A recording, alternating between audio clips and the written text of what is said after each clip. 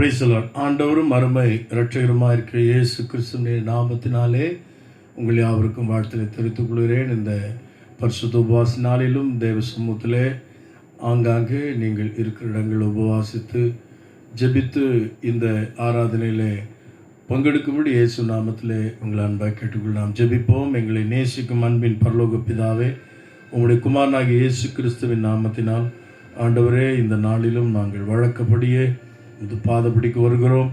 இந்த நாளில் இருக்கும் ஜெபங்கள் எல்லாவற்றுக்கும் நீர் பதில் செய்யும், எங்களோடு பேசும். உங்களுடைய திருநாமத்தை நீர் மகிமைப்படுத்திக் கொள்ளும். நீர் மாத்திரம் உயர்ந்திரும். இயேசு கிறிஸ்துவின் மூலம் வேண்டுகிறேன் நல்ல பிதாவே, ஆமென்.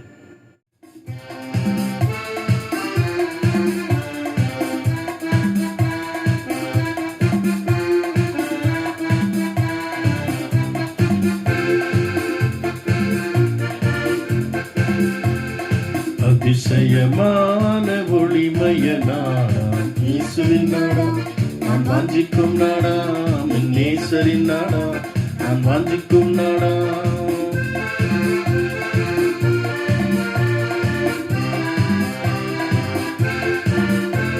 பாவம் இல்லாத நாடு, ஒரு சாபமும் காணா நாடு, நித்திய மகிழ்ச்சி ஓயாது கீதம், உன்னதத்தில் ஓசன்னா அல்லேலூயா. அதிசயமான ஒளிமயனா நேசரின் நாடம், நான் வாஞ்சிக்கும்,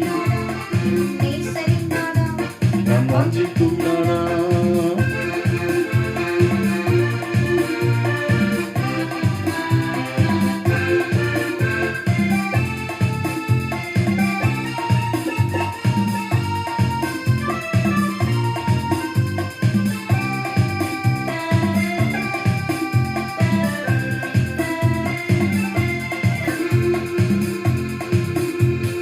விதவித கொள்கை இல்லை, பல பிரிவுள்ள பலகை இல்லை. விதவித கொள்கை இல்லை, பல பிரிவுள்ள பலகை இல்லை. ஒரே ஒரு குடும்பம், ஒரே ஒரு தலைவன், எங்குமே அன்புமயம், அன்புள்ளோ சொல்லும் அதிசயமான ஒளிமயனா நேசரின் நாடா, நான் வாஞ்சிக்கும் நாடா, நேசரின் நாடா, நான் வாஞ்சிக்கும் நாடா.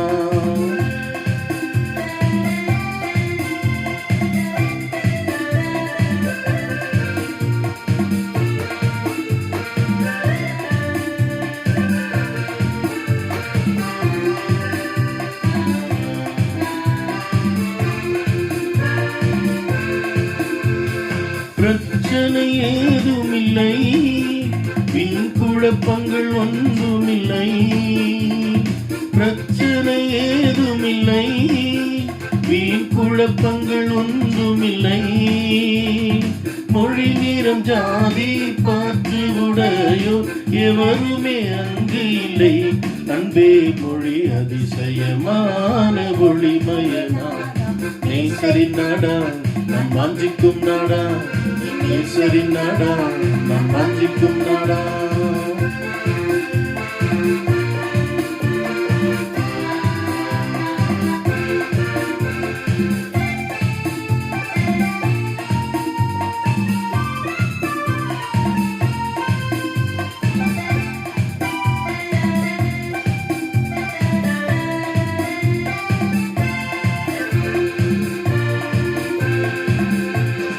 இயேசுவின் இரத்தத்தினால் பாவம் கழுவினால் செல்லலாமே. இயேசுவின் இரத்தத்தினால் பாவம் கழுவினால் செல்லலாமே. இத்தனை பெரிய சாக்கியம் இழப்போம், இப்புவில் எவரும் வேண்டாம். இன்றே வாரீர் அதிசயமான ஒளிமயனா நேசரின் நாடா, நான் வாஞ்சிக்கும் நாடா, நேசரின் நாடா, நான் வாஞ்சிக்கும் நாடா. அதிசயமான ஒளிமயனா நேசரின் நாடா, நான் வாஞ்சிக்கும் நாடா, நேசரின் நாடா, நான் வாஞ்சிக்கும் நாடா. நாம் தொடர்ந்து தேவனை ஆராதித்து மகிமைப்படுத்துவோம்.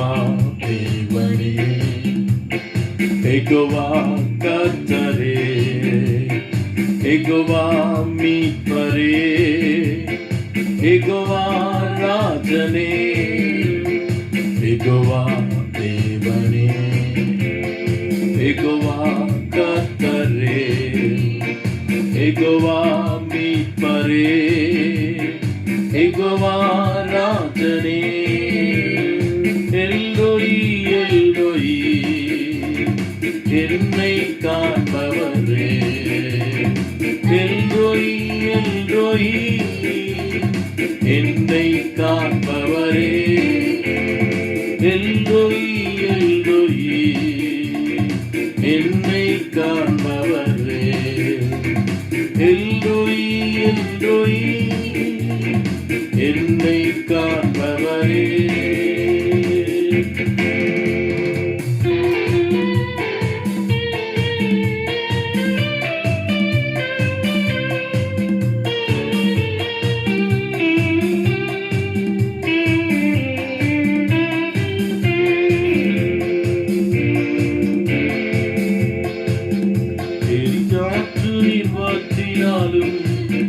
தேசம் பஞ்சத்தில் வாடினாலும், பானையில் மாய் என்னை குறைந்திட்டாலும், காக்கும் தேவன் நமக்கு உண்டு. பானையில் மாய் என்னை குறைந்திட்டாலும், காக்கும் தேவன் நமக்கு உண்டு.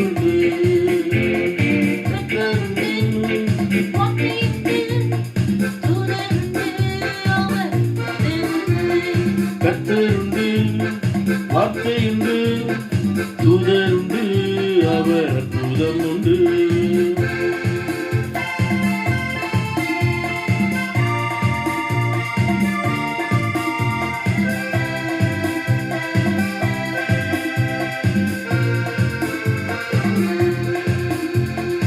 இல்லை என்று நிலை வந்தாலும், இருப்பதை போல் அழைக்கும் தேவன். இல்லை என்ற நிலை வந்தாலும், இருப்பதை போல் அழைக்கும் தேவன். உயிர்ப்பிக்கும் ஆவியினார் உருவாக்கி நடத்திடுவார். உயிர்ப்பிக்கும் ஆவியினார் உருவாக்கி நடத்திடுவார். எரிகாற்றில் நீ வாற்றினாலும், தேச பஞ்சத்தில் வாடினாலும், பானையில் மாய் என்னை குறைந்திட்டாலும், காக்கும் தேவன் நமக்கு உண்டு. பானையில் மாய் என்னை குறைந்திட்டாலும், காக்கும் தேவன் நமக்கு உண்டு. கர்த்தருண்டு, வார்த்தையுண்டு, தூதருண்டு, அவர் அற்புதம் உண்டு. கர்த்தருண்டு, வார்த்தையுண்டு, தூதருண்டு, அவர் அற்புதம் உண்டு.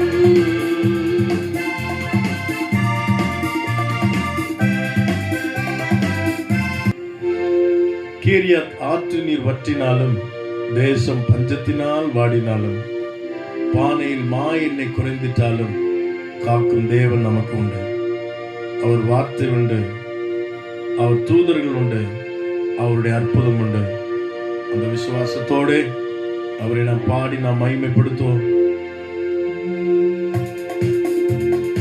அல்லேலூயா, கர்த்தரையே ஏகமாய் துதியுங்கள். அவர் நடத்தும் செயல்களெல்லாம் பார்த்தோரை துதியுங்கள்.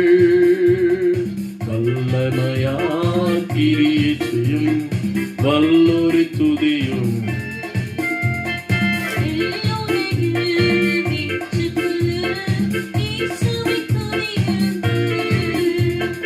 ராஜாதிராஜனாம் இயேசுராஜன் பூமியில் ஆட்சி செய்வார். அல்லேலூயா, அல்லேலூயா, தேவனை துதியுங்கள். ராஜாதிராஜனாம் இயேசுராஜன் பூமியில் ஆட்சி செய்வார். அல்லேலூயா, அல்லேலூயா, தேவனை துதியுங்கள். தம்புருடும் வீணையுடும் கர்த்தரை துதியுங்கள். இரத்தத்தினால் பாவங்களை போக்கின துதியுங்கள். எக்காலமும் கைத்தாளமும் முழங்கிட துதியுங்கள். எக்காலமும் மாறாதவர் இயேசுவை துதியுங்கள். ராஜாதி ராஜனாம் இயேசுராஜன் பூமியில் ஆட்சி செய்வார். அல்லேலூயா அல்லேலூயா தேவனை துதியுங்கள். ராஜாதி ராஜனாம் இயேசுராஜன் பூமியில் ஆட்சி செய்வார். அல்லேலூயா அல்லேலூயா தேவனை துதியுங்கள். அவர் ஒருவரை துதிக்கு பார்க்கிறேன். எல்லா கணத்துக்கும் மகிமைக்கு உரிய அந்த ஆண்டவர். ஆமென். அவரால் கூடாதது ஒன்றுமில்லை. அவர் சகலத்தையும் அதன் காலத்திலே அவர் நேர்த்தியாய் செய்கிறவர். நம் வாழ்க்கையின் தேவை என்ன என்பதை அறிந்தவர். நம்முடைய வேண்டுதல் விருப்பங்களுக்கெல்லாம் பதில் செய்கிற ஒரு ஆண்டவர். அவர் நம்மோடு கூட இந்த காலவில் அவர் இடைப்பட்டுக் கொண்டிருக்கிறார். ஆமென். தொடர்ந்து நாம் தேவனை மகிமைப்படுத்தலாமா? Praise the Lord. ஹல்லேலூயா.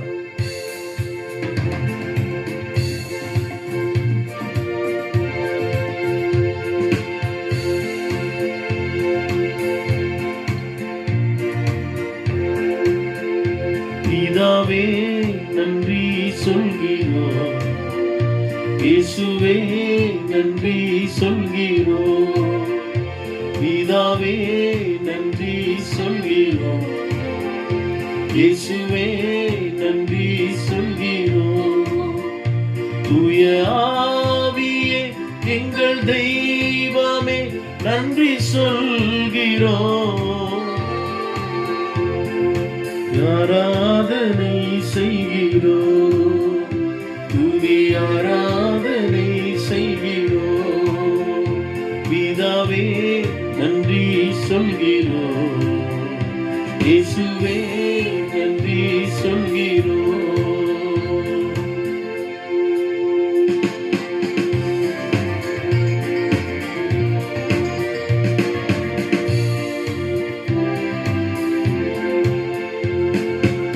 தேவன் அருளிய சொல்லி முடியா இருக்கு ஸ்தோத்திரம். தேவன் அருளிய சொல்லி முடியா இருக்கு ஸ்தோத்திரம். நீ செய்த எல்லா நன்மைக்கும் ஸ்தோத்திரம் ஸ்தோத்திரமே. நீ செய்த எல்லா நன்மைக்கும் ஸ்தோத்திரம் ஸ்தோத்திரமே. எண்ணி முடியா அதிசயங்கள் செய்தவரே ஸ்தோத்திரமே. எண்ணி முடியா அதிசயங்கள் செய்தவரே ஸ்தோத்திரமே. பிதாவே நன்றி சொல்கிறோம். இயேசுவே நன்றி சொல்கிறோம். பிதாவே நன்றி சொல்கிறோம். இயேசுவே நன்றி சொல்கிறோம். தூய ஆவியே எங்கள் தெய்வமே நன்றி சொல்கிறோம். துதி ஆராதனை செய்கிறோம். துதி ஆராதனை செய்கிறோம். பிதாவே நன்றி சொல்கிறோம். அவரை நன்றியோடு துதிப்போமா? Thank you Lord. நன்றி சொல்கிறோம். இயேசுவே நன்றி சொல்கிறோம். தூய ஆவியே எங்கள் தெய்வமே நன்றி சொல்கிறோம். துதி ஆராதனை செய்கிறோம். துதி ஆராதனை செய்கிறோம். நீர் எத்தனை நல்லவரப்பா. நன்றியோடு நாங்கள் துதிக்கிறோம். எங்கள் திரியக தெய்வமே, உம்முடைய பரிசுத்த நாமத்தை நாங்கள் மகிமைப்படுத்துகிறோம். ஆண்டவரே, எல்லா சூழ்நிலைகளையும் நீர் நடத்துகிற உமது அன்புக்காக ஸ்தோத்திரம். இந்த இயேசு நல்லவர், அவர் என்றும் எங்களை நடத்துவார் என்கிற விசுவாசத்தோடு வேளையில் நாங்கள் உம்மை மகிமைப்படுத்துகிறோம். ஆண்டவரே, கடந்த நாட்கள் எல்லாம் கண்மணி போல எங்களை காத்து உமது அன்பை நாங்கள் நினைக்கிறோம். கடந்த நாட்களில் கண்மணி போல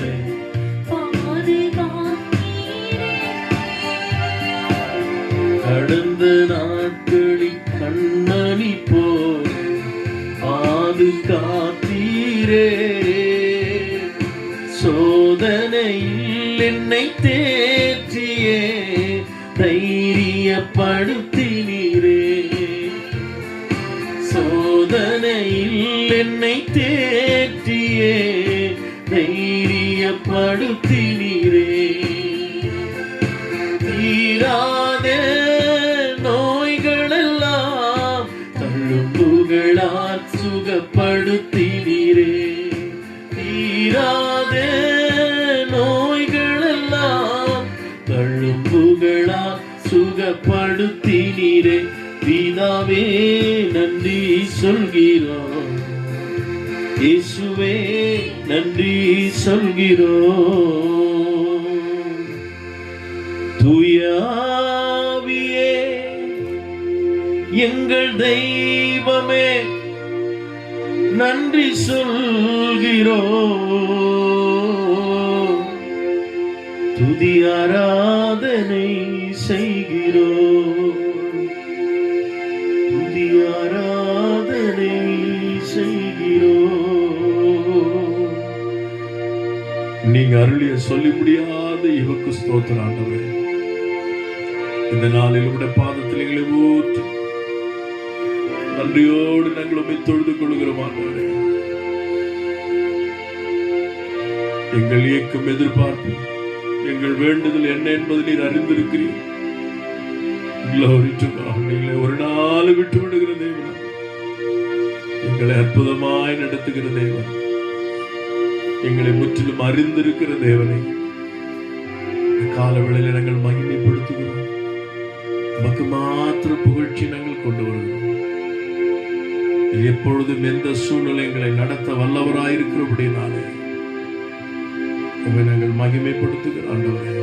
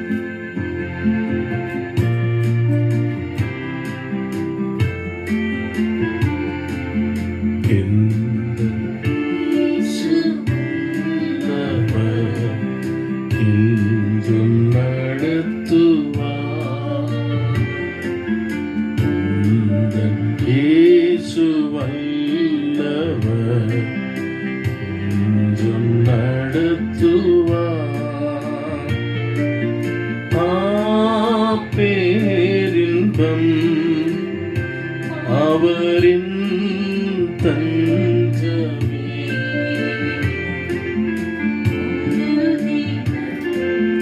அன்பருடன் இணைந்து செல்லுவே அனுதினம்.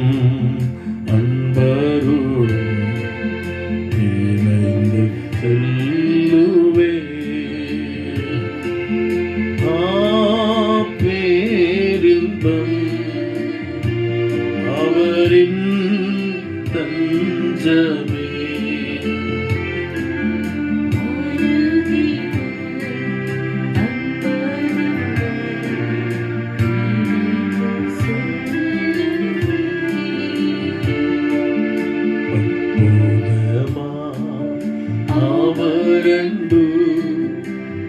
அண்டினோர் காக்கும் தூய அன்பு அற்புதமா அவர் அன்பு அண்டினோர் காக்கும் தூய அன்பு. ஆண்டவர் நான் நம்பி இருக்கிறேன். என்னை அவர் கைவிட்டு விடுவாரோ? என் எதிர்காலம் எப்படி இருக்குமோ? என் ஜபங்கள் கேட்கப்படுமோ? நான் ஆசித்தது விரும்பினது என் வாழ்க்கையில நடைபெறுமோ என்கிற பல கேள்விகளோடு இந்த ஜப வேளையில் நாம் வந்திருப்போமானால், பக்தன் சொன்னது போல இந்த இயேசு வல்லவர், அவர் என்னை என்றும் நடத்துவார். அற்புதமான அவருடைய அன்பு, அண்டினோரை காக்கும் தூய அன்பு, அந்த அன்பை நான் தொடர்ந்து மகிமைப்படுத்தலாமா? அற்புதமா அவர் அன்பு அண்டினோர் காக்கும் தூய அன்பு, இப்பூவினில் இவரை போ அன்பர் எவருண்டு, இப்பூவினில் இவரை போ அன்பர் எவருண்டு,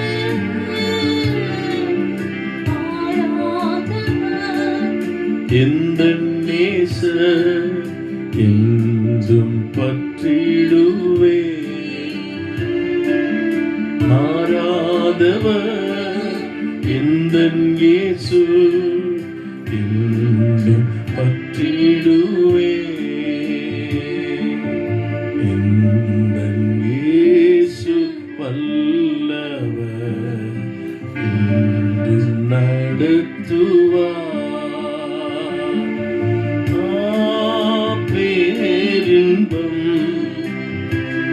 அவரின் தஞ்சமே,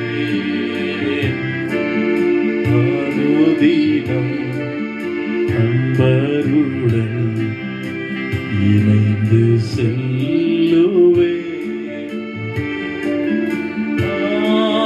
பேரின்பம்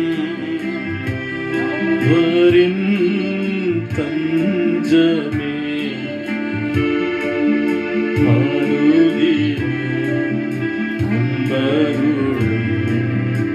இணைந்து செல்லுவே.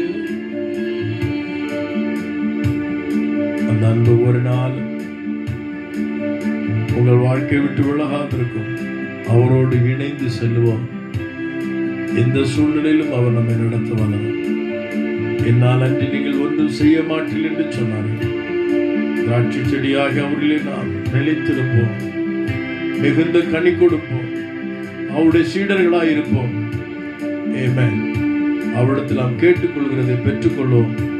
தேவன் தாமே நம்மை ஆசீர்வதித்து நடத்த அவர் வல்லவராயிருக்கிறார். Thank you Lord. எல்லா புகழ்ச்சி உங்களுக்கு சேரட்டும். இயேசுவின் நாமத்தில் பிதாவே, ஆமென். Praise the Lord. அன்புக்குரியவர்களே, இந்த நாளிலே நாம் வேதத்திலிருந்து சில வார்த்தைகளை நாம் தியானத்துக்கு எடுத்துக்கொள்ள போகிறோம். ஆண்டவராகிய தேவன் தம்முடைய குமாரன் மூலமாய் நம்மேல் அவர் வைத்த அன்பை வேதாகமம் இவ்வாறு சொல்கிறது. கலாத்தியருக்கு எழுதின புத்தகம் 2ஆம் அதிகாரம் 20ஆம் வசனத்திலே இவ்வாறு அப்போஸ்தலனாகிய பவுல் எழுதுகிறார். கிறிஸ்துவோடே கூட சிலுவையில் அறையப்பட்டேன், ஆயினும் பிழைத்திருக்கிறேன். இனி நான் அல்ல, கிறிஸ்துவே எனக்குள் பிழைத்திருக்கிறார். நான் இப்பொழுது மாம்சத்தில் பிழைத்திருக்கிறதோ என்னில் அன்பு கூர்ந்து, நான் இப்பொழுது பிழைத்திருக்கிறது என்னில் அன்பு கூர்ந்து, எனக்காக தம்மை தாமே ஒப்பு கொடுத்த தேவனுடைய குமாரனை பற்றும் விசுவாசத்தினாலே பிழைத்திருக்கிறேன். எனக்கு அருமையான தேவ ஜனமே, நாம் பிழைத்திருப்பது இவ்விதமாய்த்தான் நாம் பிழைத்திருக்கிறோம்.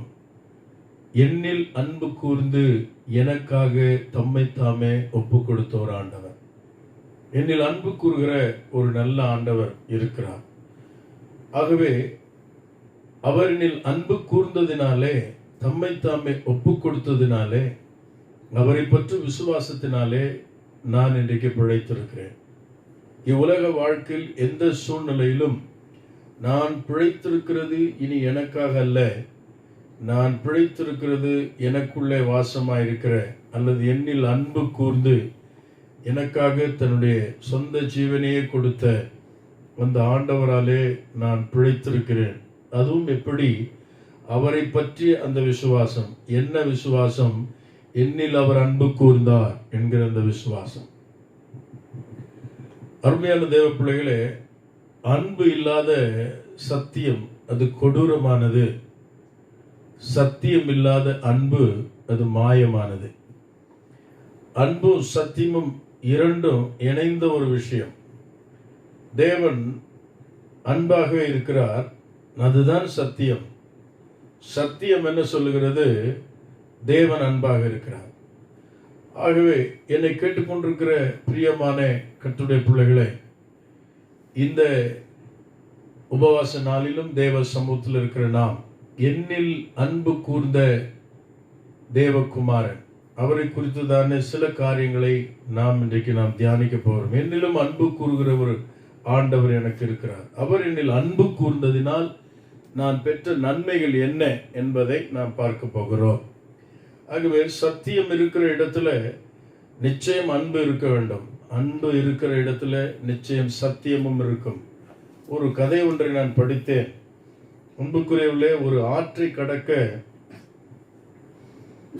ஒரு ஆமையிடம் உதவி கேட்டதாம் ஒரு தேள். இந்த தேள் அந்த ஆமையின் மேல் அமர்ந்து கொண்டு என்னை அக்கறைக்கு கொண்டு சென்று விடுங்கள் என்று உதவி கேட்டதாம். ஆமையும் அதன் சொல் கேட்டு அதை தன் தோளின் மேல் ஏற்றிக்கொண்டது. சிறிதூரம் சென்றதும் இந்த தேள் அந்த ஆமையை கொட்ட துவங்கியது. உடனே அந்த ஆமை கேட்டதான், ஏன் இப்படி செய்தாய்? நான் தெரியாம நான் என்னுடைய காரியத்தை நான் கொட்டிவிட்டேன் என்று சொன்னதான். இரண்டாவது முறையும் அந்த தேள் அதை கொட்ட ஆரம்பித்ததாம்.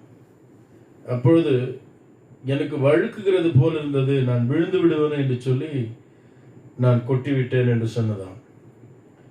மூன்றாவது முறை பலமாக அது கொட்டினதாம். கடைசியாக அது சொன்னதாம், என்னுடைய பழக்கம், என்னால் அதை மாற்றவே முடியவில்லை என்று அது தன்னுடைய தவறை ஒத்துக்கொண்டதாம். அருமையான தேவனுடைய பிள்ளைகளை, என்னதான் உதவி செய்ய அன்பு பாராட்டி அந்த தேளின் மேல் அன்பு பாராட்டி உதவி செய்ய முயற்சித்தாலும், ஆனால் உதவி பெற உயிர் காக்கிற அந்த தோழனாயிருக்கிற அந்த ஆமையை அந்த தேள் திரும்ப திரும்ப கொட்டுவதற்கு அதனிடத்தில் இருந்து அதனுடைய சுபாவம் எப்பொழுதும் கொட்டிக்கொண்டே இருக்கும். இவ்வுலகத்திலே அன்பு அற்ற மனிதனும் அப்படித்தான். அன்பு இல்லாதவன் தேவனை அறிய முடியாது. அன்பினால் நிறைந்தவன் தேவனை தன்னகத்தை வைத்துக் கொண்டிருக்கிறான். ஆகவே ஒரு மனிதனுடைய சுபாவம் எதனால் அளக்கப்படும் என்று சொன்னால், மற்ற எல்லா குணாதிசயங்களுக்கு மிக மூலாதாரமாக இருப்பது அன்புதான். அதனால்தான் பைபிள் சொல்கிறது அன்பு பிரதானம் என்று சொல்லி. ஆகவே இந்த தெய்வீக அன்பு தேவனுடைய குமாரனாகிய கிறிஸ்துவிடத்திலிருந்து நமக்கு வெளிப்பட்டது.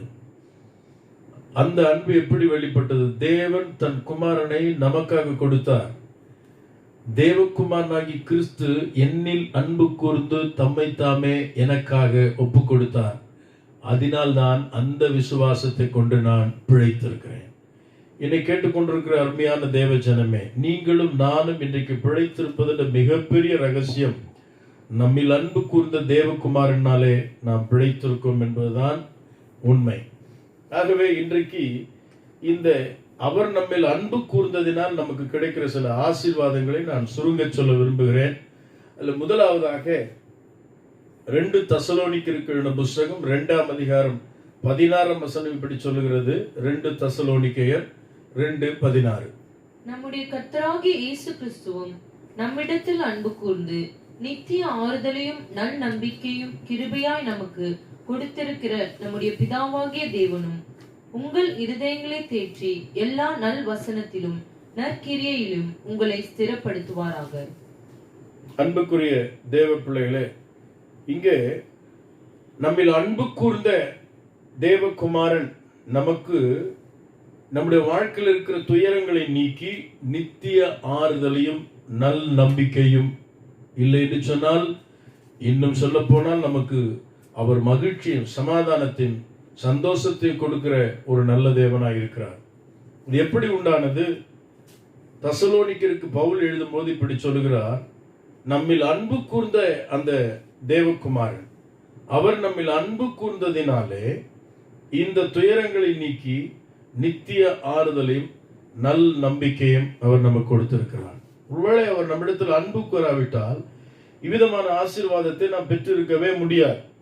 வேதாகமத்தில் அதற்கு ஒரு நல்ல சான்று என்ன என்று சொன்னால், இஸ்ரவேல் மக்கள் அகாஸ்வேரு ராஜாவின் காலத்திலே அவர்கள் அந்த தேசத்திலே 127 தேசங்களிலே அங்காங்கே அவர்கள் வாழ்ந்து கொண்டிருந்த போது அவர்களுக்கு ஏற்பட்ட ஒரு நெருக்கடியான ஒரு சூழல். ஒரே நாளிலே அவர்கள் கொல்லப்பட வேண்டிய ஒரு நிர்பந்தம் இருந்த அந்த வேளையில் அந்த தேசத்திலே எங்கும் சிதறி இருந்த, பல தேசங்களில் சிதறி இருந்த அந்த யூத ஜனங்கள் ஒரே நாளில் கொல்லப்பட வேண்டும் என்கிற அவர்களுக்கு எதிராக இருந்த ஒரு மனிதன் திட்டம் தீட்டி ராஜாவினிடத்திலே அதற்கான அனுமதியும் பெற்றுவிட்டான். இவர்கள் மரணத்துக்கு நியமிக்கப்பட்டவர்களாக இருந்தார்கள். இவருடைய துயரம் மிகப்பெரிய துயரமாக இருந்தது. இவர்களுக்கு ஆறுதல் சொல்ல ஒருவராலும் கூட முடியவில்லை. இவர்களுக்கு ஒரு நல்ல நம்பிக்கையும் இல்லாமல் போய்விட்டது. ஆனால் இவர்கள் ஆராதித்து தொழுது கொண்டு வந்த தேவனை ஒருவேளை மறந்து போனார்களோ என்னவோ. ஆனால் அந்த தேவனை நோக்கி முறையிடும்படி, வேண்டுதல் செய்யும்படி மொர்தெகாய் என்கிற பக்தி உள்ள ஒரு யூதன் தான் வளர்த்த மகளாகி எஸ்தரிடத்திலே அவன் இவ்வாறு கேட்டுக்கொள்கிறான், நாம் உபவாசித்து ஜெபிப்போம், ஆண்டவரை நோக்கி வேண்டுதல் செய்வோம். எஸ்தரும் அவ்வாறே சொன்னால், நாம் நிச்சயமாய் ஆண்டவரை நோக்கி வேண்டுதல் செய்வோம் என்று உபவாசித்து ஜெபிக்க துவங்கினார்கள். வேதாகமம் சொல்லுகிறது, அப்படிப்பட்ட ஒரு துயரமான சூழ்நிலை, ஆறுதலே அற்ற ஒரு நிலைமை, எந்த விதமான நம்பிக்கை அற்ற ஒரு நிலைமையிலே நல் நம்பிக்கையும் ஆறுதலையும் துயரத்தை நீக்கி அவர்களுக்கு மகிழ்ச்சியும் கொடுக்கத்தக்கதான ஒரு காரியம் நிகழ்ந்தது.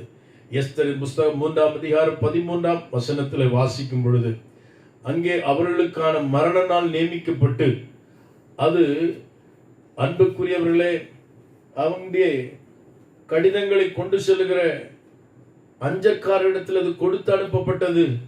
எல்லா தேசங்களிலும் அது பிரசித்தம் பண்ணும்படியாக, விளம்பரப்படுத்தும்படியாக அறிவிக்கப்பட்டது. ஆனால் 4ஆம் அதிகாரத்திலே எஸ்தருடைய தாதிமார்களும் உபவாசித்து ஜெபித்த போது, மொர்தெகாயும் யூத ஜனங்களும் ஆண்டவரை நோக்கி முறையிட்ட போது, அவர்களில் அன்பு கூர்ந்த தேவன் அவர்களுக்காக எல்லாவற்றையும் செய்து முடித்திருக்கிற அந்த ஆண்டவரை அவர்கள் நோக்கி பார்த்தபோது, அன்புக்குரிய தேவ பிள்ளைகளே, நம்மில் அன்பு கூர்ந்த தேவன் நம்முடைய வாழ்க்கையில் இருக்கிற எல்லா துயரங்களிலிருந்தும், எல்லா விதமான அவநம்பிக்கையான சூழ்நிலையிலிருந்தும் நமக்கு ஆறுதலையும் நித்திய நம்பிக்கையும் கொடுக்கிற நல்ல தேவனாய் இருக்கிறார். ஆகவே அவர்கள் ஆண்டவரை தேடினார்கள். சூழ்நிலை மாறியது. எனக்கு அன்பான தேவ ஜனமே, நீங்கள் வாசித்து பார்க்கும் பொழுது 8ஆம் அதிகாரம் 16ஆம் வசனத்திலே, 9ஆம் அதிகாரம் 17ஆம் வசனத்தில் வாசிக்கும் பொழுது, அதே யூத ஜனங்களுக்கு துயரத்தின் நாட்களாய் இருந்த அந்நாட்கள் களிப்பும் மகிழ்ச்சியும் கொண்டாட்டத்தின் நாட்களாக அது மாறி போனது என்று சரித்திரத்தில் நாம் வாசிக்கிறோம். காரணம் என்ன? நம்மில் அன்பு கூறுகிற ஒரு தேவன் நமக்காக இருக்கிறார்.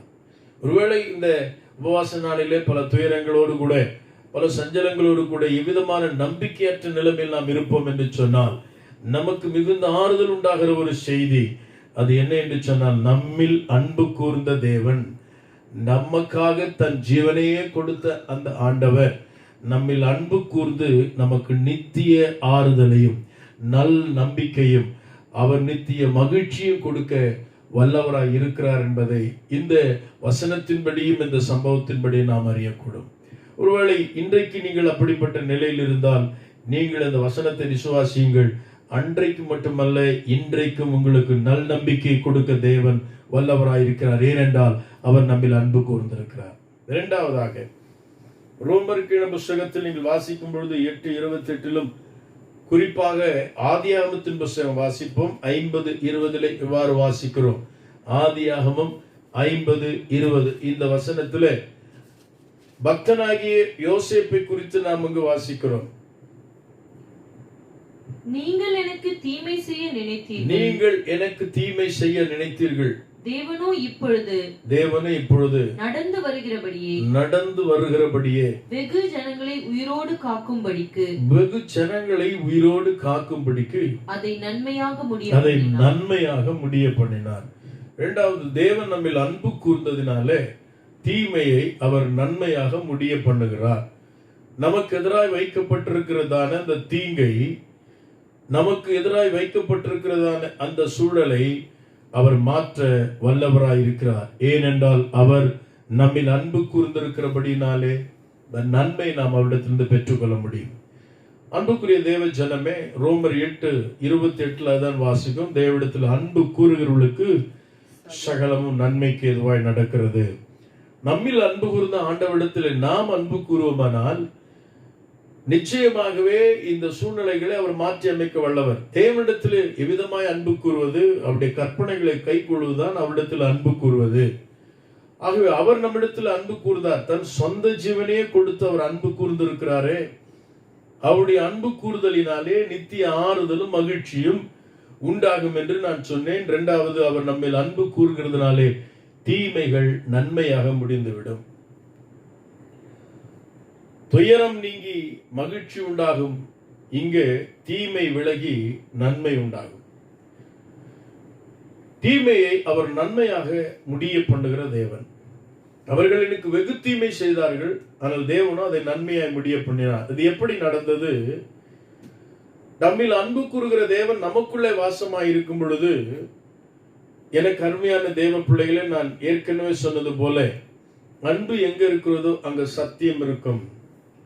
அன்பில்லாத ஒரு சத்தியம் இருக்குமானால் அது மாய்மாலமானது என்று சொன்னேன். ஆகவே இங்கே சத்தியத்தை அறிந்த ஒரு பக்தன் யோசேப்பு தனக்கு வெகு தீமை செய்த தன்னுடைய சகோதரர்களையும் அல்லது அந்நிய மனிதர்களையும் அவன் பகைக்காமல் சத்தியத்தின்படியே அவர்களை நேசிக்க துவங்கினான். எந்த ஒரு மனிதனுக்கு இந்த எண்ணம் இருக்கிறதோ அவனுக்குள்ள தேவன் வாழ்கிறார்.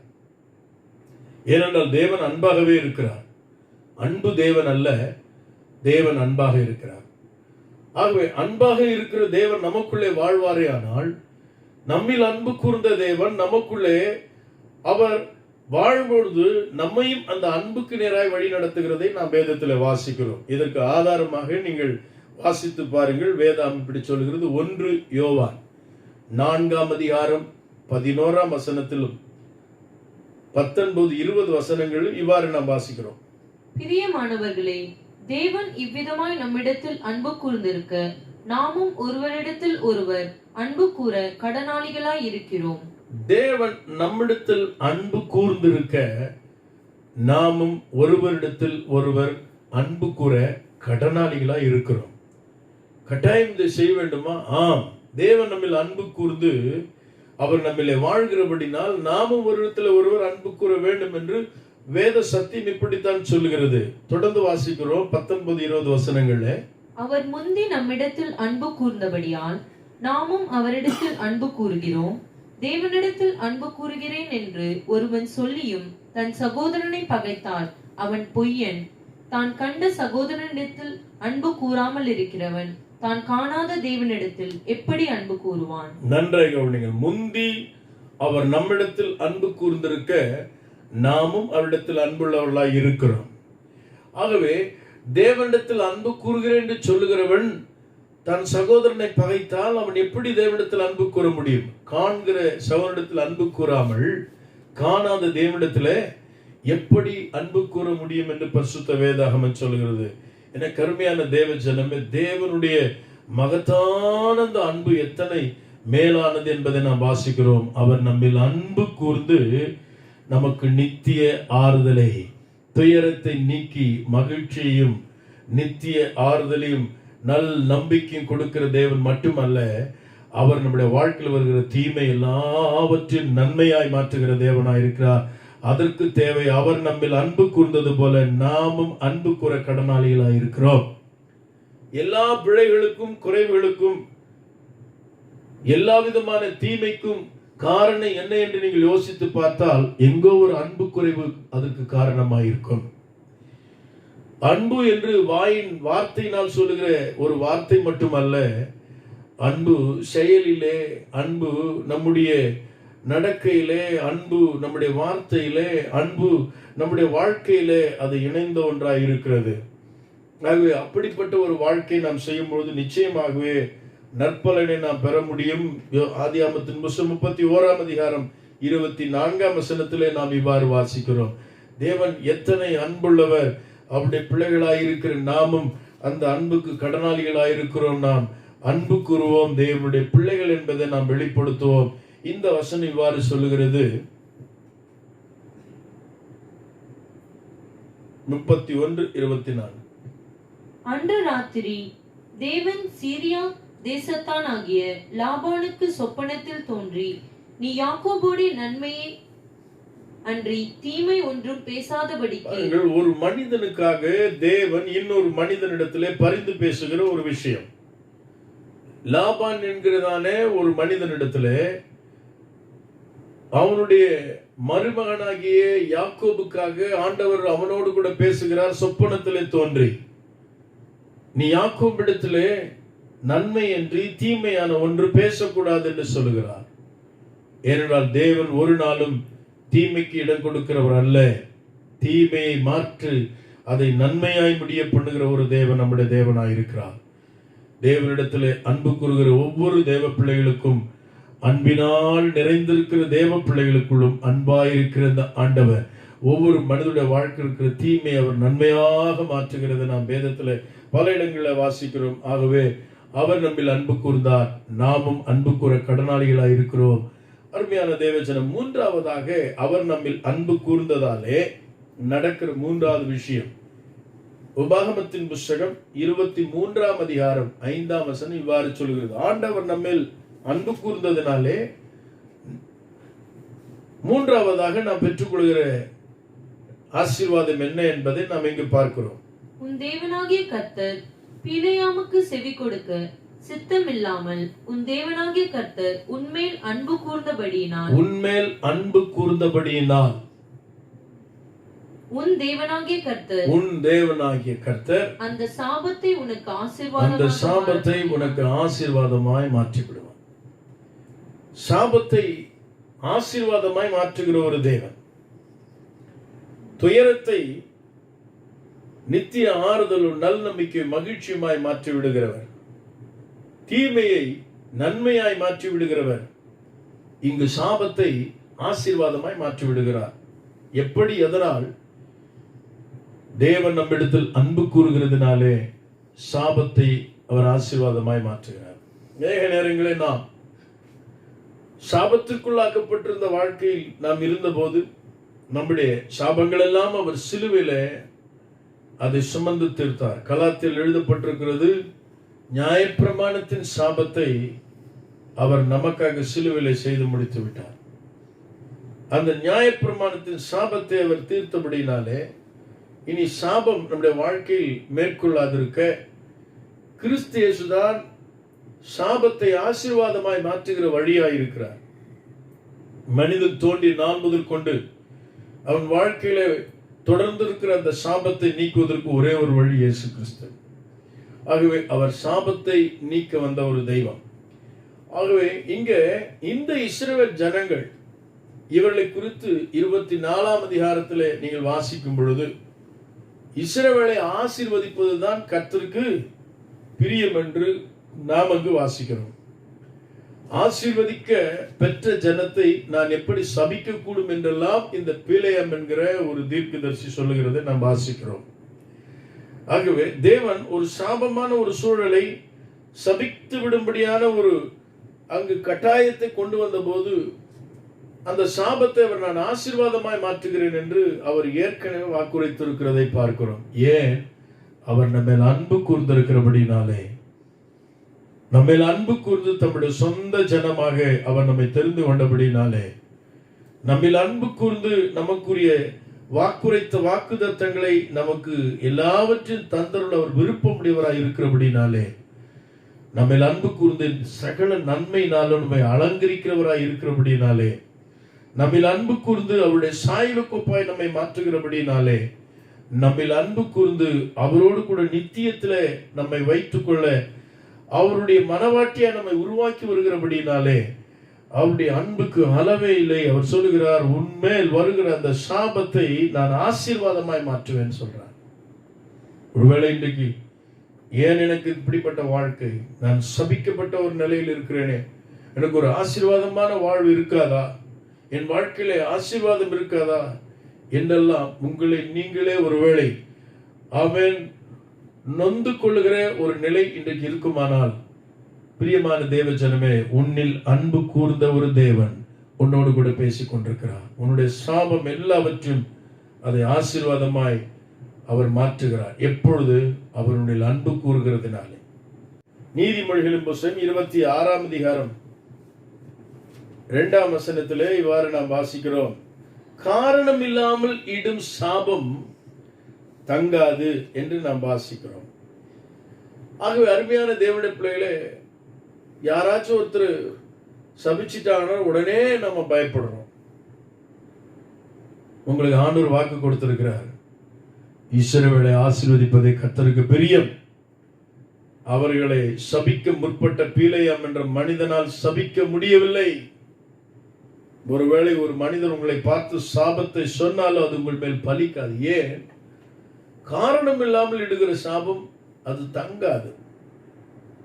தேவன் சாபத்தை ஆசீர்வாதமாய் மாற்றுகிறவர். ஏன்? அவர் உங்க மேல் அன்பு வைத்திருக்கிறதுனாலே. என்னில் அன்பு கூறுகிற ஒரு தெய்வம் என் முன்னோர்கள் வழியாய், என் குடும்பத்தின் வழியாய், என் வாழ்க்கையில் இருக்கிற சாபத்தை அவர் சிலுவையிலே சுமந்து தீர்த்து விட்டார். சாபம் முறிக்கப்பட்டது, சாபம் நீக்கப்பட்டது. நான் சாபத்துக்குள்ளானவன் அல்ல.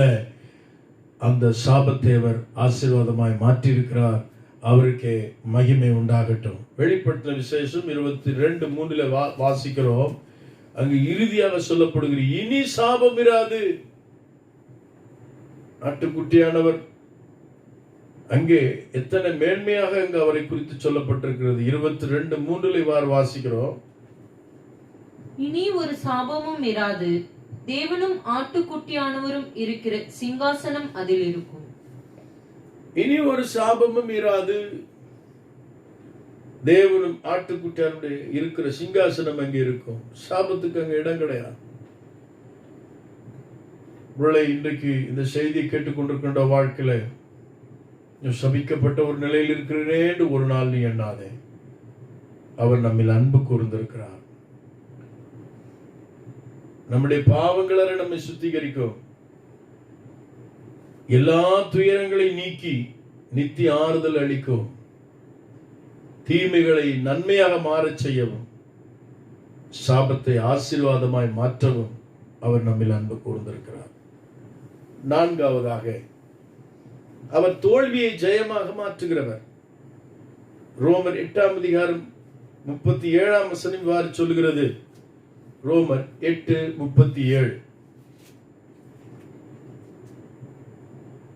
இவை எல்லாவற்றிலேயும் நாம் நம்மில் அன்பு கூறுகிறவராலே முற்றும் ஜெயம் கொள்ளுகிறவர்களாய் இருக்கிறோம். நம்மில் ஒருவர் அன்பு கூறுவாரானால், அன்பு கூறுகிற தேவனாலே முற்றிலும் நாம் ஜெயம் கொள்ளுகிறவர்களாய் இருக்கிறோம்.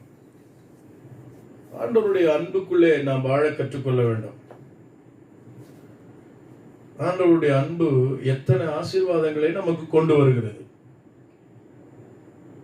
துயரத்தை நீக்கி நித்திய ஆறுதல், நல் நம்பிக்கையை, மகிழ்ச்சி அது கொண்டு வருகிறது. தீமையை விலக்கி நன்மையும் ஆசீர்வாதத்தை அது கொண்டு வருகிறது. சாபத்தை விலக்கி ஆசீர்வாதத்தினால் அது நம்மை நிரப்புகிறது. தோல்வியை விலக்கி ஜெயத்தை நமக்கு கொண்டு வருகிறது. கிறிஸ்து இயேசுவினாலே ஜெயம் கொடுக்கிற தேவனுக்கு ஸ்தோத்திரம் உண்டாவதாக. பிரியமான தேவ ஜனமே, வேதாகமத்தில் இங்கே ஒரு சான்றை நாம் பார்க்கிறோம். பக்தனாகி தாவீது தன்னுடைய சகோதரர்களை யுத்த களத்திலே சந்திக்கும்படி தன் தகப்பனால் ஆகாரம் கொடுத்து அனுப்பப்பட்ட வேளையில் தாவீது யுத்த களத்திற்கு சென்ற போது பெலிஸ்திய படையிலிருந்து வந்த மிக உயரமான ஒரு பராக்கிரமசாலியை கண்டு எல்லாரும் பயந்து அஞ்சி நடுங்கின போது தாவீது அவனை எதிர்கொண்டதை நாம் 1 சாமுவேல் 17:45 இவ்வாறு நாம் வாசிக்கிறோம். அந்த சத்ருவை கண்டு எல்லாரும் பயந்து நடுங்கினார்கள். ஆகவே அந்த யுத்தத்திலே அவர்கள் தோல்வி அடைந்து விடுவார்கள் என்கிற ஒரு சூழல் அங்கு உண்டானது. ஒருவனும் அந்த மனிதனை எதிர்த்து யுத்தம் செய்ய ஒருவருக்கும் தைரியம் இல்லை. ஆகவே தோல்வியை எதிர்நோக்கி கொண்டிருக்கிற ஒரு வேளையில்தான் அங்கே தோன்றின இளைஞனாகிய தாவீது தேவ வைராக்கியம் கொண்டு யுத்தம் செய்கிறதை நாம் வாசிக்கிறோம். ஆண்டவர் தோல்வி அல்ல, பெரிய ஜெயத்தை கட்டளையிட்டார். இப்படி வேதாகமத்தில் எங்கெல்லாம் சத்துருக்கள் எதிராளிகள் வந்த போதெல்லாம் தேவன் தோல்வி அடையாதபடி ஜெயத்தை கொடுத்திருக்கிறார். காரணம் என்ன? சேனைகளின் கர்த்தர் நம்மோடு உண்டு. யாக்கோபின் தேவன் நமக்கு உயர்ந்த அடைக்கலம். சேனைகளின் கர்த்தர் நம்மோடு இருக்க வேண்டும். ஒரு சமயம் ஆயி என்கிற பட்டணத்தை யோசுவாவின் நாட்களில் இஸ்ரவேலர் எதிர்கொள்ள சென்ற போது அந்த பட்டணத்தை அவர்களால் ஜெயிக்க முடியவில்லை.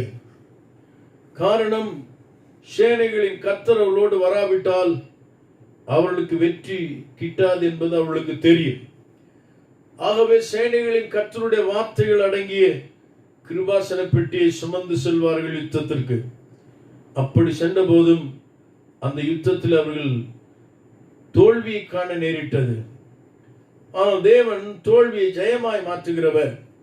ஏன்? நம்மில் அவர் அன்பு கூறுகிறதுனாலே அவர் நம்முடைய வாழ்க்கையில் அவர்கள் எல்லா தோல்வியிலிருந்தும் அவர் நமக்கு ஜெயத்தை கொடு. நம்மில் அன்பு கூறார், முற்று முடிய ரட்சிக்கிறவர், ஜெயமாய் அதை மாற்றுகிற தேவன். இங்கே அவர்கள் தோல்வி முகத்தோடு திரும்பின போது ஏன் கர்த்தர் நம்மோடு இல்லை? கர்த்தர் எங்கே இருப்பார்? கர்த்தருக்கு பயப்படுகிற பயம் எங்கே இருக்கிறதோ அங்கேதான் கர்த்தர் இருப்பார். ஆகவே நம்முடைய தேவன் ஏதோ நம்மோடு ஒட்டி கொள்ளுகிறவர் அல்ல. அவர் உன்னதமானவர், பரிசுத்தமானவர், மகத்துவமானவர், பயபக்திக்குரியவர், நடுக்கத்துக்குரியவர். அவரை சொல்லக்கூடுமானால் அவருடைய மகத்துவத்தை சொல்ல முடியாது.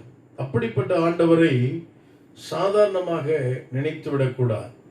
சிலரெல்லாம் ஆண்டவருடைய வரைபடத்தை அதை பாக்கெட்டில் வைத்திருப்பாங்க, டாலரில் வைத்திருப்பாங்க. சிலர் சிலுவை சுரூபத்தை கூட தன்மேல் அணிந்து கொள்வார்கள். அதனால் தேவன் நம்மோடு கூட இருக்கிறார் என்ற அர்த்தம் அல்ல. அருமையான தேவனுடைய பிள்ளைகளே, தேவனுக்கு பயப்படுகிற பயம் எங்கே இருக்கிறதோ அங்கே கர்த்தர் இருக்கிறார். ஆகவே கர்த்தருக்கு பயப்படுகிற பயம் அற்ற ஒரு சூழ்நிலை என்ன செய்யும்? துணிகரமான பாவங்களை செய்ய வைக்கும். பாவம் எங்கே இருக்கிறதோ அங்கே தேவன் செயல்படுவதற்கு வாய்ப்பில்லாமல் போகும். ஏனென்றால் அவர் பரிசுத்தராய் இருக்கிறார். அவருக்கேற்ற பரிசுத்தம் ஆண்டவர் அதிகமாய் அந்த நாட்களில் தன் ஜனங்களிடத்தில் எதிர்பார்த்தார். சிறு தவறு நடந்து விட்டாலும் தேவனுடைய செயலை அங்கு பார்க்கவே முடியாது. அப்படிப்பட்ட ஒரு சூழலில் அவர்கள் பயந்து நடுங்கி ஏனென்று கேட்டபோதுதான் அவர்களுக்குள்ளே இருந்த அசுத்தத்தை தேவன் விளக்கினார்.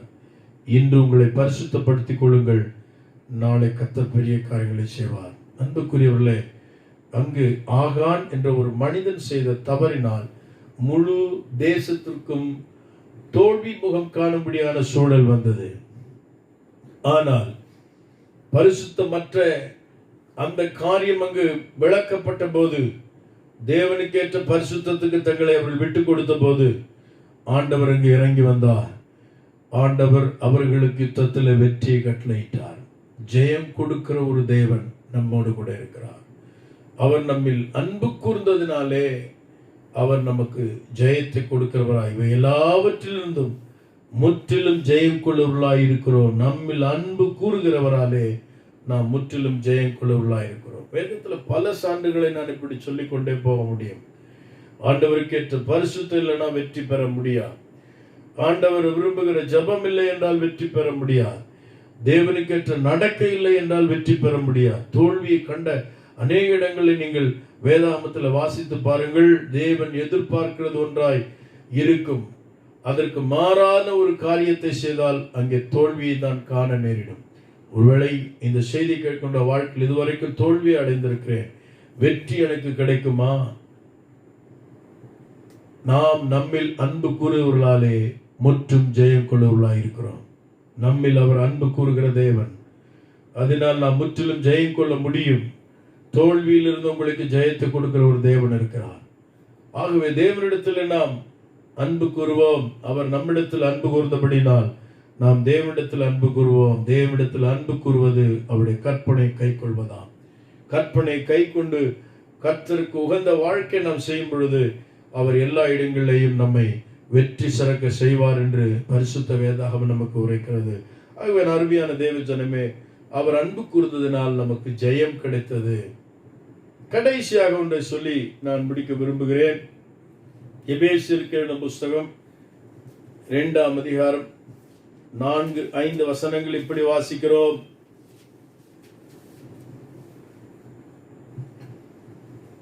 தேவனோ இரக்கத்தில் ஐஸ்வர்யம் உள்ளவராய் நம்மில் அன்பு கூர்ந்த தம்முடைய மிகுந்த அன்பினாலே அக்கிரமங்களில் மரித்தவர்களாய் இருந்த நம்மை கிறிஸ்துவுண்டே கூட உயிர்ப்பித்தார். கிருபையினாலே ரட்சிக்கப்பட்டீர்கள். கிருபையினாலே ரட்சிக்கப்பட்டீர்கள். என் அருமையான தேவ பிள்ளைகளே, அக்கிரமங்களிலே மரித்து கிடந்த நம்மை அவர் உயிர்ப்பித்தார். இங்கே மரித்து கிடக்கிற மகனை உயிர்ப்பிக்கிற தேவன். துயரத்தை நீக்கி நித்திய ஆறுதலை நம்பிக்கை கொடுக்கிறார். தீமை விலக்கி நன்மையாய் அதை முடிய பண்ணுகிறார். சாபத்தை நீக்கி ஆசீர்வாதமாய் அதை மாற்றி விடுகிறார்.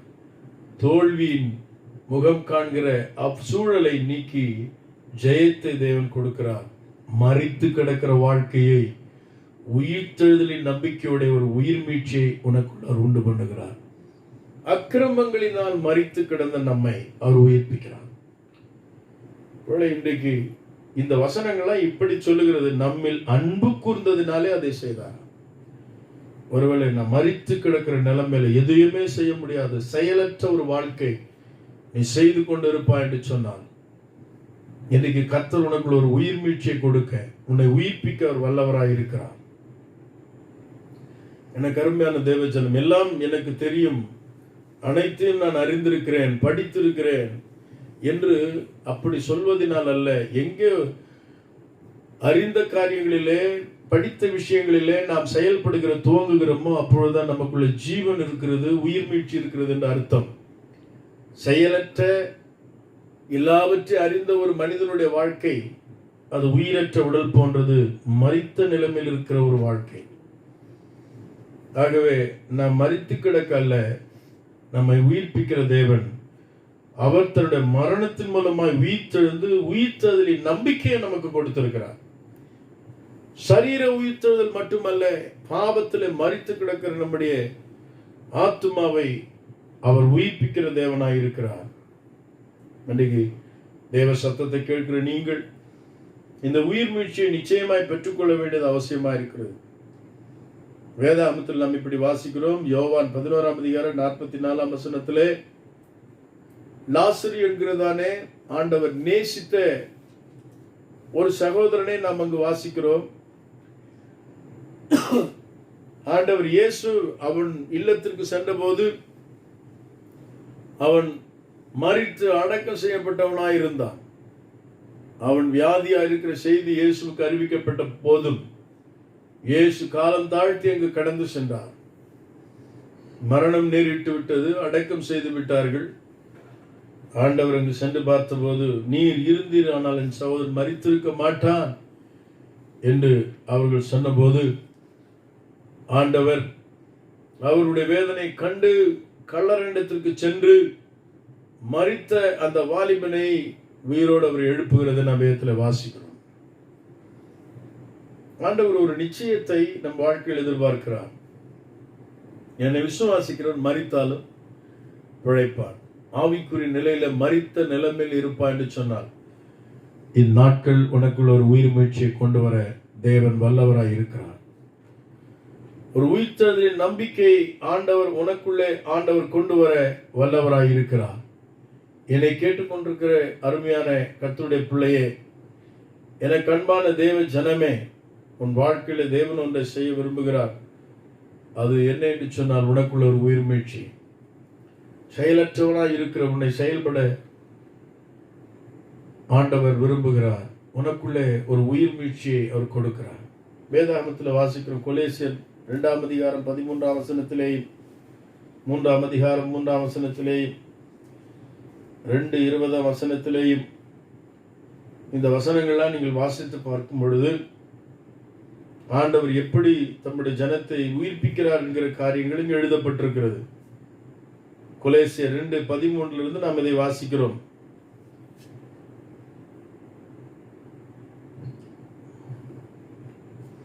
உங்கள் பாவங்களினாலேயும் உங்கள் மாம்ச விருத்த சேதனம் இல்லாமையினாலேயும் மரித்தவர்களாய் இருந்த உங்களையும் அவரோடே கூட உயிர்ப்பித்து உங்கள் பாவங்களினாலேயும் உயிர்ப்பிக்கிற ஒரு தேவன். 2:20 இப்படி வாசிக்கிறோம், 3:3 இப்படி வாசிக்கிறோம். இந்த வசனங்கள் எல்லாம் இவ்வாறு சொல்லுகிறது. நீங்கள் கிறிஸ்துவுண்டே கூட உலகத்தின் வழிபாடுகளுக்கு மரித்ததுண்டானால் இன்னும் உலக வழக்கத்தின்படி பிழைத்திருக்கிறவர்களைப் போல. உலக வழக்கங்களின்படி மரித்திருக்கிற ஒரு கூட்டம், அதுல இனி பிழைக்க முடியாத ஒரு நிலையில வாழ்ந்து கொண்டிருக்கிற மக்களை நாம் பார்க்கிறோம். பாவத்துக்கு மரித்த கூட்டம், உலக வழக்கத்திற்கு மரித்த கூட்டம், இப்படி பல ரகப்பட்ட கூட்டங்களை பரிசுத்த வேதாகமம் நமக்கு சொல்லிக் கொடுக்கிறது. 3:3 வாசிக்கிறோம். ஏனென்றால் நீங்கள் மரித்தீர்கள், உங்கள் ஜீவன் கிறிஸ்துவுடனே தேவனுக்குள் மறைந்திருக்கிறது. உங்கள் ஜீவன் கிறிஸ்துவுடனே தேவனுக்குள் அது மறைந்திருக்கிறது. நீங்கள் மரித்து விட்டீர்கள், இனி நான் அல்ல. அதைத்தான் நாம் கலாத்தியர் 2:20 வாசித்தோம். கிறிஸ்துவுக்குள்ளே நாம் மரித்திருக்கிறோம். நம்முடைய ஜீவன் கிறிஸ்துக்குள்ள இருக்கிறபடினால் நாம் கிறிஸ்துவுடனே கூட பிழைத்தும் இருக்கிறோம். அவர் நம்மில் அன்பு கூர்ந்ததினாலே இவ்விதமான ஆசீர்வாதங்களை நாம் பெறுவதற்கும் பாத்திரவான்களாய் இருக்கிறோம். ஆகவே நாம் இப்பூமியிலே பாவத்துக்கு மரித்து, உலக வழக்கத்துக்கு மரித்து, பல சூழ்நிலைக்கு மரித்து கிடந்தவர்களாயிருந்த நம்மை உயிர்ப்பித்து அவரோடு கூட உன்னதங்களிலே உட்காரவும் செய்தார் என்று பரிசுத்த வேதாகமம் சொல்கிறது. 1 தெசலோனிக்கேயர் 4:14 இவ்வாறு சொல்கிறது. 1 தெசலோனிக்கேயர் 4:14 நீங்கள் வாசித்து பார்க்கும் பொழுது அப்போஸ்தலர் மிக அழகாக அவர் தெசலோனிக்க சபைக்கு சொல்லுகிறதை பார்க்கிறோம். இயேசுவானவர் மரித்து பின்பு எழுந்திருந்தார் என்று விசுவாசிக்கிறோமே, அப்படியே இயேசுவுக்குள் நித்திரை அடைந்தவர்களையும் தேவன் அவரோடே கூட கொண்டு வருவார். ஆகவே உயிர்ப்பிக்கிற அவருடைய வல்லமை நம்முடைய ஆவியில ஒரு உயிர் மீட்சியை கொடுத்து, ஆத்மாவில உயிர் மீட்சியை கொடுத்து, இவ்வுலகத்திலேயே நாம் மரித்த நிலைமையில் இராதபடி ஜீவனுள்ள ஒரு வாழ்க்கை செய்யும்படி கர்த்தர் நமக்கு உதவி செய்கிறார். இந்த தேவன் சரீர மரணம் நாம் அடைந்தாலும் நம்மை உயிர்ப்பித்து நம்மை ஜீவனுள்ள ஒரு தேசத்திலே நித்தியத்திலே நம்மை கொண்டு சேர்க்க ஒரு வல்லவராய் இருக்கிறார். ஆகவே என்னை கேட்டுக்கொண்டிருக்கிற பிரியமான தேவ ஜனமே, பாவத்தினால் மரித்த வாழ்க்கையில சரீரத்தினால் வருகிற மரணம் அல்ல, நம்மை உயிர்ப்பிக்கிற ஒரு தேவன். பாவ மரணத்திலிருந்து நம்மை உயிர்ப்பித்தவர் சரீர மரணத்திலிருந்து நம்மை உயிர்ப்பிக்க அவர் வல்லவராய் இருக்கிறார். ஆகவே இந்த விசுவாசம் நமக்கு மிக அவசியமாயிருக்கிறது. இவளெல்லாம் எப்படி நடக்கிறது? நம்மில் அன்பு கூர்ந்ததினாலே, தன்னையே நமக்காக அவர் கொடுத்ததினாலே துயரம் நீங்கி ஆறுதலும் நல் நம்பிக்கையும் கிடைக்கிறது. தீமை விலகி தீமையெல்லாம் நம்முடைய வாழ்க்கையில் அது நன்மையாய் முடிகிறது. சாபங்கள் நம் வாழ்க்கையை விட்டு விலகி அது ஆசீர்வாதமாய் மாறுகிறது. தோல்வி நம்முடைய வாழ்க்கையில் வராமல் அது விலகி நமக்கு வெற்றியே கிட்டுகிறது. இறுதியாக உயிர் மீட்சி மரித்து கிடக்கிற நம்முடைய வாழ்க்கையில தேவன் அவர் நம்மில் அன்பு கூர்ந்ததினாலே அந்த மரித்து கிடந்த வாழ்க்கை நம்மை உயிர்ப்பித்து ஒரு உயிர் மீட்சி உள்ள ஒரு வாழ்க்கையை செய்ய கர்த்தர் நமக்கு உதவி செய்ய வல்லவராயிருக்கிறார். ஆகவே எனக்கு அன்பான தேவ பிள்ளைகளே, 1 யோவான் 3:15 வாசிக்கிறோம், அன்பில்லாதவன் தேவனை அறியான், தேவன் அன்பாகவே இருக்கிறார், அவர் நம்மில் தம்முடைய சொந்த குமாரனை நமக்கு தந்தருளி அந்த அன்பை வெளிப்படுத்தினார். தேவகுமாரனாகிய கிறிஸ்து கலாத்தியர் 2:20 அவர் நம்மில் அன்பு கூர்ந்து தன்னையே கொடுத்ததினாலே நம்முடைய வாழ்க்கையில நித்திய ஆறுதலை,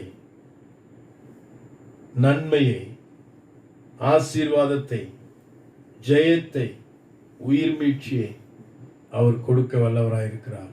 ஆகவே நீங்கள் துயரப்பட்டவர்கள் அல்ல, தீமைக்கு உரியவர்கள் அல்ல, தோல்வியோடு வாழ்கிற வாழ்க்கைக்கு அல்ல, நீங்கள் மரித்து கிடக்கிற நிலையிலும் அல்ல, சபிக்கப்பட்ட வாழ்க்கையிலும் அல்ல, உங்களுக்குள்ள மாற்றத்தை ஏற்படுத்த வேண்டும் என்பதற்காகவே இந்த ஆண்டவர் உங்கள் மேல் அன்பு கூர்ந்தவைகளை செய்திருக்கிறார் என்று பரிசுத்த வேதாம் சொல்லுகிறார். ஆகவே இந்த வார்த்தைகளை விசுவாசிப்போம். இந்த உபவாச நாட்களில் உங்களுக்குள்ள ஒரு உயிர் மீட்சி, உங்களுக்குள்ள ஒரு ஆசீர்வாதம், உங்களுக்குள்ள ஒரு மாற்றத்தை கொடுக்க தேவனாகிய கர்த்தர் வல்லவராயிருக்கிறார். நம் கண்களை மூடி நாம் ஜெபிக்கலாம். எனக்கு அன்பான தேவ பிள்ளைகளே, இந்த நாட்கள் நாம் அதிகமாக ஜெபிக்க வேண்டியது அவசியமா இருக்கிறது. வேதாகமத்தின் புரிதலை நாம் சரியாய் உணர்ந்து கொண்டு, வேதம் இப்படி சொல்லுகிறது, என்னில் அன்பு கூர்ந்த தேவன் எனக்கு வெற்றி தருவார், என்னில் அன்பு கூர்ந்த தேவன் உயிர் மீட்சி தருவார், என்னில் அன்பு கூர்ந்த தேவன் என் வாழ்க்கையில் ஆசீர்வாதத்தை தருவார், என்னில் அன்பு கூர்ந்த தேவன் என் வாழ்க்கையிலே நித்திய ஆறுதல், நல் நம்பிக்கை, மகிழ்ச்சியும் எனக்கு தருவார்.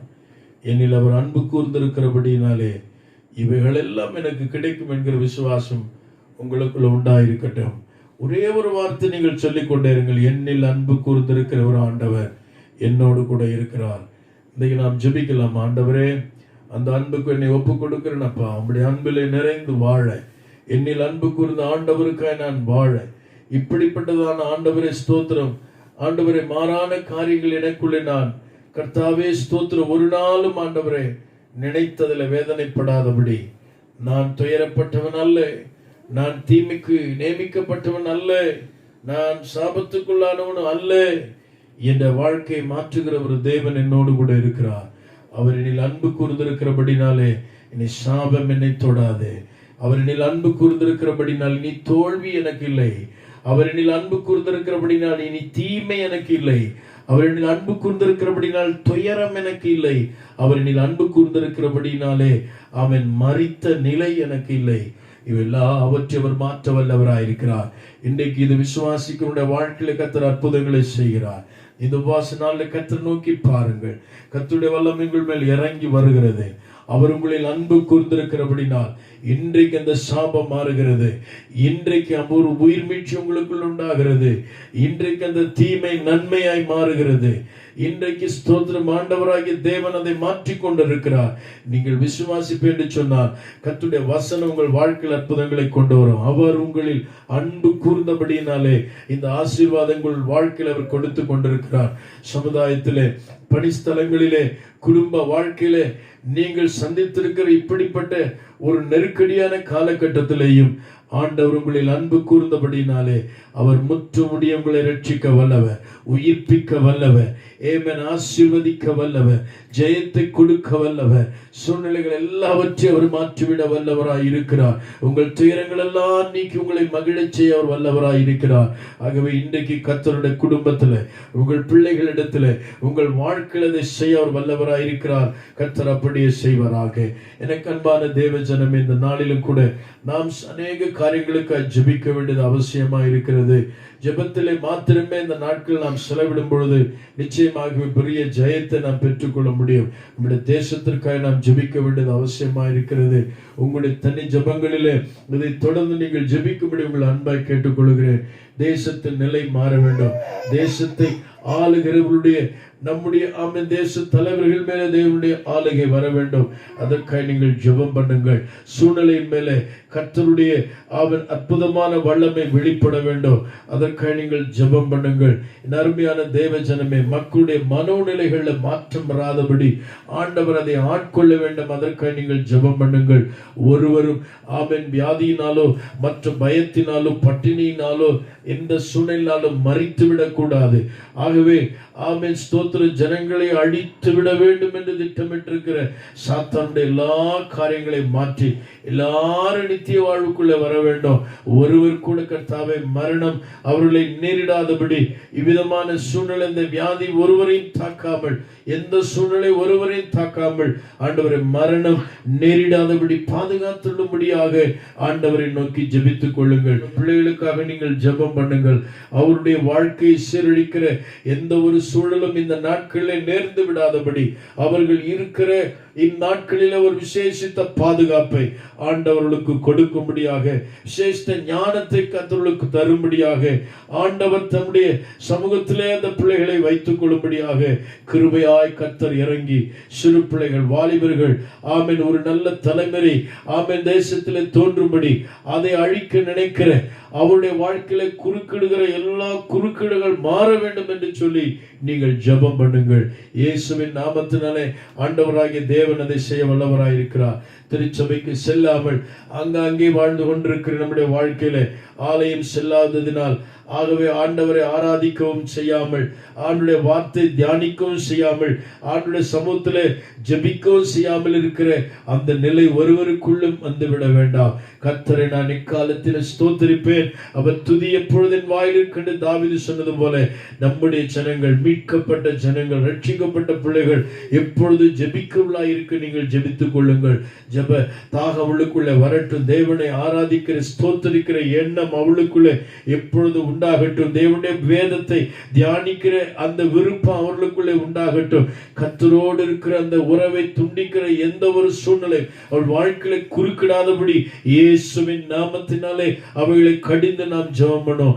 ஆண்டவரோடு கூட இருக்கிற உறவுல நம்முடைய பிள்ளைகள் நிலைத்திருந்து ஆண்டவருக்காக மிகுந்து கனி கொடுக்க ஆண்டவர் தாம் இந்த நாட்களில் உதவி செய்யும்படியாக உள்ள ஜெபங்களை நீங்கள் ஜெபித்துக் கொள்ளுங்கள். இயேசுவின் நாமத்தில் வயதில் மூத்தவர்கள், சரீர பலவீனங்கள் இருக்கிறவர்கள், பல சூழ்நிலை இருக்கிற தேவ பிள்ளைகள் மேல் இப்பொழுதே ஆண்டுடைய கரம் இறங்கி உங்களுடைய தனி ஜெபங்களை அதிகமாய் இந்த உபவாச நாட்களில் ஜெபம் பண்ணுங்கள். கர்த்தர்களை பலப்படுத்தும்படி, மூத்தவர்களை பலப்படுத்தும்படி, வியாதி விக்கழங்கள் எவ்விதமான நெடுநாள் வியாதி அவளை மேற்கொள்ளாதிருக்க கர்த்தர் விசேஷித்த பலனை அவளுக்கு அனுப்பி தரும்படி நீங்கள் ஆண்டு நோக்கி ஜெபித்துக் கொள்ளுங்கள். அவருடைய சிக்கனா மேகத்தின ஜனத்தின் மேல் வந்து நிழலிட வேண்டும். வேதம் சொல்லுகிறது, இந்த மேகத்தின் கீழ் இருந்த ஒருவரும் பலவீனனாய் இருக்கவில்லை. இப்பொழுது பலவீனப்படுத்துகிற எல்லா எண்ணங்கள், பலவீனப்படுத்துகிறதான சரீர குறைபாடுகள், பலவீனப்படுத்துகிறதான சூழ்நிலைகள் எல்லாம் மாறும்படியாக உடைய ஜெபங்களை ஜெபியுங்கள். கர்த்தராகிய தேவன் அப்படிப்பட்ட அற்புதங்களை செய்ய வல்லவராயிருக்கிறார். ஆண்டவர் நம்முடைய குடும்பங்களை, நம்முடைய திருச்சபைகளை, ஊழியங்களை ஒரு சேதம் வராதபடி தேவன் பாதுகாத்துக் கொள்ள போகிறார். அவருடைய தேவையை கர்த்தர் சந்திக்க போகிறார். அவருடைய வியாதியை மேற்கொள்ளாதிருக்க கர்த்தர் உதவி செய்ய போகிறார். தேசத்திலே மாற்றம், குடும்பங்களிலே மாற்றம், திருச்சபையிலே மாற்றம் நிச்சயம் உண்டாகும். ஆமென். இந்த லாக்டவுனுக்கு பின்பாக கர்த்தர் நிச்சயமாக மாறுதலை கட்டளையிடுவார் என்பது உண்மையாயிருக்கிறது. வேதம் சொல்லுகிறது. ஆமென். இந்த சூழல் எப்படி மாறும் என்று யோபு எப்படி கலங்கி தவித்தானோ, மாறுதலுக்காக நான் காத்திருந்தேன், ஆனால் மாறுதல் அவன் வாழ்க்கையில வரவில்லை. ஆனால் ஒரு நாள் காரியம் மாறுதலாய் அவன் வாழ்க்கையில முடிந்தது. மாறுதலுக்காய் காத்திருந்த யூத ஜனங்களுக்கு ஒரு நாள் காரியம் மாறுதலாய் முடிந்தது. மாறுதலுக்காய் காத்திருந்த இஸ்ரவேல் ஜனங்கள் அடிமைத்தனம் ஒரு நாள் மாறுதலாய் முடிந்தது. ஒரு மாற்றம் நிச்சயம் இருக்கும். அதிலும் திருச்சபையில் ஒரு பெரிய எழுச்சி, ஆமென், தேவ பிள்ளை பிள்ளைகள் மத்தியிலே ஒரு பெரிய எழுச்சி ஆண்டவராகிய தேவன் கட்டளையிட போகிறார். இயேசுவின் நாமத்தினாலே இந்த காலவெளியை நோக்கி பார்க்கிறேன் ஆண்டவரே. இந்த காரியங்கள் எல்லாம் நம்முடைய பிள்ளைகள் தொடர்ந்து ஜெபிக்கும் பொழுது நம்முடைய பிரசன்னங்களோடு கூட கடந்து வரட்டும் ஆண்டவரே. தேவன் தமிழ் ஜனங்கள் ஜெபிக்கும்படியான ஜெபாவினால் நிரப்புவீராக, வைராக்கியத்தினால் நிரப்புவீராக, கிருபையினால் நிரப்புவீராக, பிரசன்னத்தினால் நிரப்புவீராக, பலவீனங்கள் நம்முடைய பலன் விளங்க செய்வீராக. ஆண்டவருடைய ஆளுமைக்கு முழுமையாக தேசத்தை ஒப்புக் கொடுக்கிறோம் ஆண்டவரே. தேசத்தை ஆளுகளை ஒப்புக் கொடுக்கிற ஆண்டவரே, தீமை இந்த தேசத்தை விட்டு அகற்றும்படி நாங்கள் ஜெபிக்கிறோம். தேவ இரக்கத்துக்காக நோக்கி நாங்கள் கெஞ்சுகிறோம் ஆண்டவரே. தயவாய் இறங்கும் ஆண்டவரே. ஆண்டவரே, ஒருவரும் இந்த சூழலை மறித்து விடாதபடிக்கு தேவரே, சாவினீர் விரும்பாத தேவன் மனமிறங்கி இந்த தேசத்தை ரட்சிக்கும்படி நாங்கள் ஜெபிக்கிறோம். விசேஷமா தேவ பிள்ளைகளை நீர் பாதுகாத்துக் கொள்ளும். உம்முடைய கிருபையினால் நிரப்பும் ஆண்டவரே. இந்த நாட்களில் நம்முடைய பிள்ளைகளை நீர் உருவாக்கும்படி நாங்கள் ஜெபிக்கிறோம். ஒரு சேதம் ஏற்படாதபடி நீர் அப்படி நடத்த போதுக்காய் ஸ்தோத்திரம். வேதம் இப்படி சொல்கிறது, ஒன்றும் உங்களை சேதப்படுத்த மாட்டாது என்று நீ சொல்லி இருக்கிறீர். சகல வல்லமை மேற்கொள்கிற அதிகாரத்தை நான் உங்களுக்கு கொடுத்திருக்கிறேன் என்று சொல்லியிருக்கிறேன். இந்த வசனத்தின்படி நான் ஜெபிக்கிறேன். ஒரு தேவ பிள்ளைகளும் ஆண்டவரை எந்த வல்லமை மேற்கொள்ள கூடாது என்று நான் ஆண்டவரை ஜெபிக்கிறேன். சகல வல்லமை மேற்கொள்கிற ஆண்டவரை அந்த அதிகாரத்தை வல்லமையுடைய பிள்ளைகளுக்குள்ள தருவீராக. ஆண்டவரே, அன்பு சட்டைக்குள்ளே மறைத்துக் கொள்ளும். தேவ பிள்ளைகளை ஆண்டவரே விசேஷித்த கிருபையினால் வைத்து வழி நடத்தும். கர்த்தர் பெரிய காரியங்களை செய்யும் ஆண்டவரே. மாத்திரம் மகிமைப்படட்டும். தொடர்ந்து இப்படி ஜனத்தோடு இருந்து நீர் நடத்துவீராக. அவர் ஜெபிக்கிற எல்லா ஜெபங்களுக்கு நீர் பதில் செய்வீராக. உங்க நாமம் மட்டுமே உயர்ந்திருக்கட்டும். ரட்சகர் மீட்பெருமாய் இருக்கிறீங்களா ஆண்டவர், இயேசு கிறிஸ்துவின் மூலம் வேண்டுகிறேன் நல்ல பிதாவே. ஆமென், ஆமென்.